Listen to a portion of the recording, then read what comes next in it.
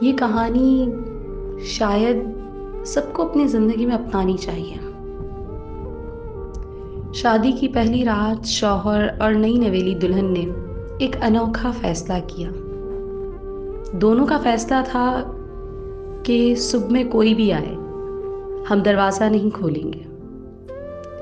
جب صبح ہوئی تو سب سے پہلے شوہر کے والدین نے دروازے پر دستک دی۔ دونوں نے ایک دوسرے کی طرف دیکھا اور معاہدے کے مطابق کوئی بھی دروازہ کھولنے کے لیے نہیں اٹھا۔ چند منٹ بعد دوسری دستک ہوئی۔ اس مرتبہ ہونے والی دستک شوہر کی بہن نے دی تھی، مگر شوہر نے اپنے دل پر جبر کرتے ہوئے اسے بھی نظر انداز کر دیا۔ دروازے پر تیسری دستک ہوئی۔ دروازہ نہ کھلا۔ دروازہ کھولو کی آواز آئی۔ دلہن یکدم چونکی۔ دلہن کا دل زور سے دھڑکا۔ شوہر کی طرف دیکھا اور آبدیدہ آنکھوں سے کہنے لگی، میں دروازہ ضرور کھولوں گی۔ میں اپنے احساسات اور جذبات کو روک نہیں پا رہی، کیونکہ اس بار دستک دینے والا شخص کوئی اور نہیں، دلہن کا والد تھا۔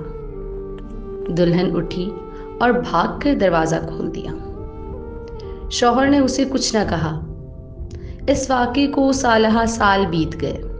اللہ تعالیٰ نے انہیں 4 خوبصورت بیٹوں سے نوازا۔